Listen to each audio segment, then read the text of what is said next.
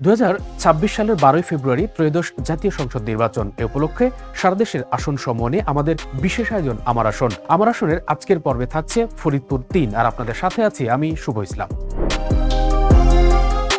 এটি ফরিদপুর জেলায় অবস্থিত জাতীয় সংসদের 213 নম্বর আসন। আসনটি ফরিদপুর জেলার ফরিদপুর সদর উপজেলা নিয়ে গঠিত। এই আসনের আয়তন 403.34 বর্গ কিলোমিটার এবং জনসংখ্যা 5,67,621 জন।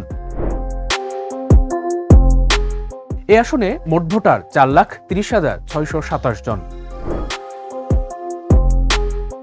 ফরিদপুর 3 আসনে 1991 থেকে 2001 সাল পর্যন্ত বিএনপি মনোনীত প্রার্থী, 2008 থেকে 2018 সালে আসনটিতে নির্বাচিত হন আওয়ামী লীগ মনোনীত প্রার্থী। সবশেষ 2024 সালে স্বতন্ত্র প্রার্থী জয়লাভ করেন এই আসনে। ফরিদপুর 3 আসনে বিএনপি মনোনীত প্রার্থী চৌধুরী নায়াব ইউসুফ। তিনি জাতীয়তাবাদী মহিলা দলের কেন্দ্রীয় কমিটির যুগ্ম সাধারণ সম্পাদক। জামাত মনোনীত প্রার্থী কেন্দ্রীয় শুরা সদস্য অধ্যাপক আব্দুত তাওয়াব।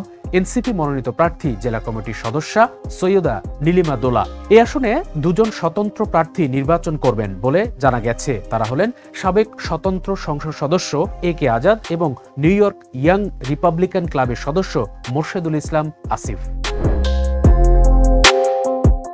চরাঞ্চলে শিক্ষা ও স্বাস্থ্য সেবার অভাবের পাশাপাশি শহরে রয়েছে সুপেয় পানির সংকট, অনুন্নত ড্রেনেজ ও অপ্রশস্ত সড়ক ব্যবস্থা এবং নদীর দখল দূষণ এ অঞ্চলের মানুষের দুর্ভোগের বড় কারণ। দর্শক, এতক্ষণ আমরা ফরিদপুর 3 আসনের বিস্তারিত আপনাদের সামনে তুলে ধরার চেষ্টা করেছি। আগামী পর্বে ফিরব ফরিদপুর 4 আসন নিয়ে।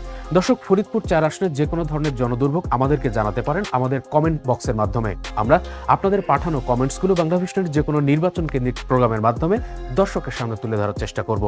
সে পর্যন্ত ভালো থাকেন, সুস্থ থাকবেন। আল্লাহ হাফেজ।